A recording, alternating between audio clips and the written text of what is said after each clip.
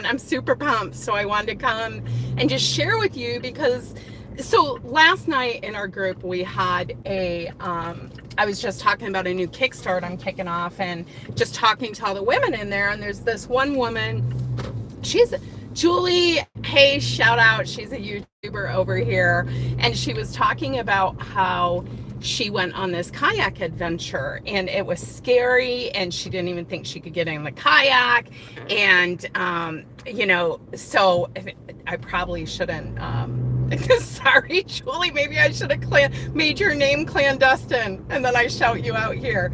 But anyhow, she really inspired everybody because it's in this like doing new things that I think we start to find ourselves again, especially in midlife. And it's all of this like going back to our childhood selves in essence, like what are the things you find fun in the world and that light you up? And this is exactly how my transformation story started when I made this everyday adventure list. I was reading these books by Lillian Blake called Single Wide Female, and they were about this heavyset girl with the pretty face and the smile, and she was younger, she was like in her 30s or something, but she had this list in her head of things she was going to do when she lost the weight, right? And she was like, screw that, I'm doing them now, right? So she made this everyday adventure list and she picked out of this bucket all of these things like swimming nude, being an extra on the TV show, like just out there stuff. And today I do this exercise with my groups every 90 days and for myself, because what happens, you guys, is like we get a free Saturday and it becomes a Netflix on the couch popcorn binge day, right? Versus if I know like what I am, I've got a whole list of things I could go do, like little adventures for myself at the drop of the hat. Sometimes there'll be new hikes for me, especially when my health was in a better place. I'm on recovery. I go to Arizona on tomorrow, you guys. I go to Arizona. So today I am like big time future selfing. So I want to talk about that joy first. And because it's the thing that triggered my adventure too. So I started having this everyday bucket list. And I was like, that feeling you get at the end of yoga? I think I want that. And I think that's meditation. So I just like wrote this on a list. And I had this whole list of things: aerial yoga, zip lining, like just a whole bunch of stuff that I've always wanted to do and just never done. And I've always been adventurous. I never let my weight stop me, and I've been athletic through it all. But if you're not intentional, and this is where, because I'm a very spontaneous person, I'm a Sagittarius, I'm a year 5, but this is where planning really moved the needle for me. Because no longer was I just responding to life, I was doing the things I wanted to do. I was putting myself first, and the joy, like, because when you seek your joy, inevitably it serves everybody else that comes in contact with you, and I think often leads to our purpose. Not often, it does. But when we're not trying new things and we're staying in the status quo on the same thing over and over again, then we're not finding the joy. We're not uncovering it, right? So that's just one of the little things. Like, how can you seek joy? And we're practicing this with our archetypes in the groups this week, which is a lot of fun too. We've got the witches, the warriors, the alchemist, and the queen.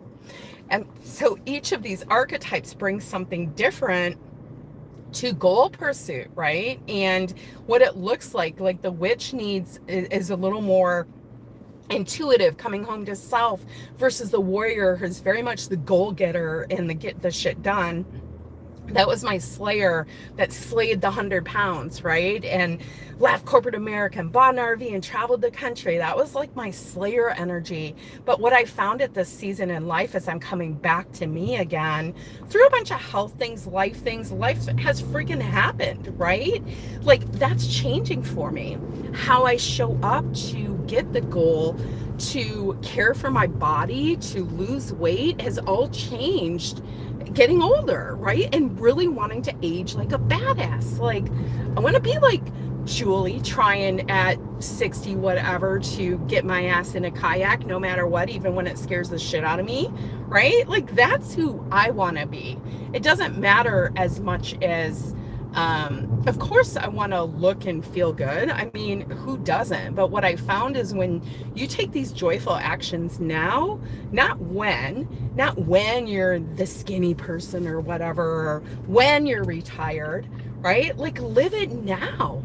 This is one of the big things that I think I'm so impacted by, this fear of life being gone without me having lived like big and bold ass, right? This is why I left corporate America at 40, what was I, 47 the first time. And then I came back here for a little bit when I had to come back to Hawaii. And then I didn't make it very long, you guys. I made it a couple of years because the independence of it and the being able to create my own joy in my own life and what I'm creating and putting in the world and helping other people, that's game-changing shit. So what am I doing today? The whole purpose of this live. So I've been future self creating my next nomad self, and you guys aren't going to believe this, but maybe you will. I've never had a passport. And I've been out of the country, but not when you needed a passport. I always managed to go places that didn't need, oh, I totally passed the DMV. Okay. That didn't need a passport, right? Like, okay, there's a black cat.